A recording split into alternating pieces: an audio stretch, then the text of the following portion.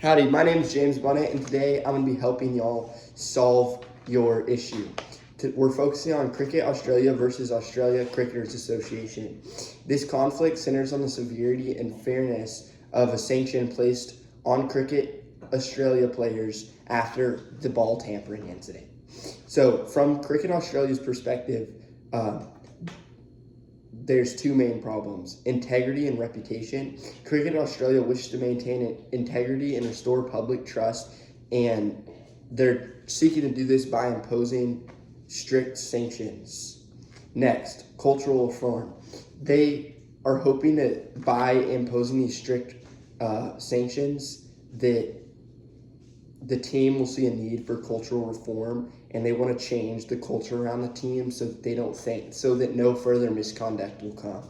Next, from the Australia Cricketers Association perspective, there's also two main problems. Fairness. The ACA argues that the sanctions imposed were disproportionate and unprecedented, causing more harm than necessary to the player's career.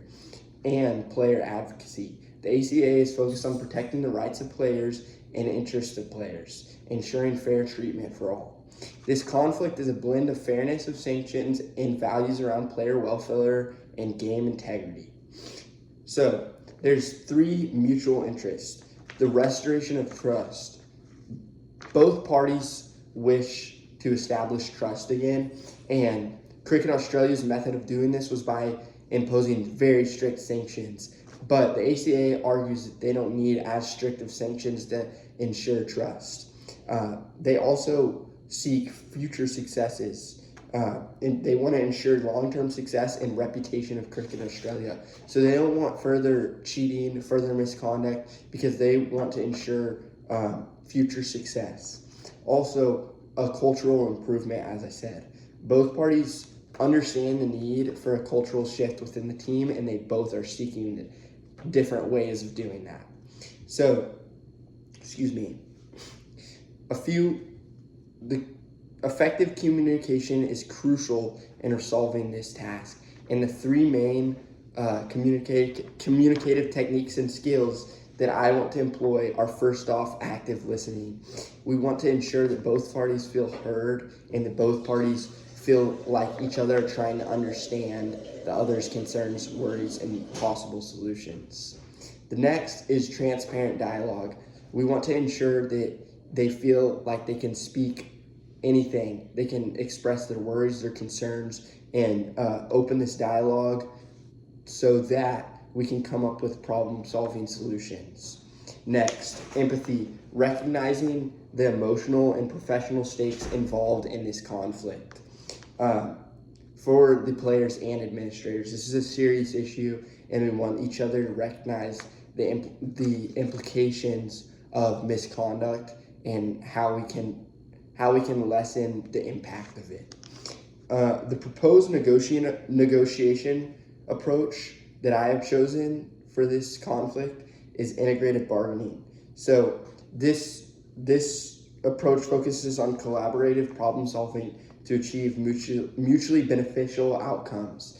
The three things that it involves are in identifying underlying interests and values, exploring creative solutions that address both the need for disciplinary action and the player's welfare. So we want to balance out the disciplinary action.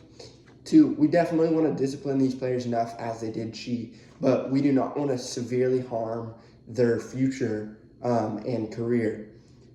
So we're trying to balance disciplinary action and the player's welfare.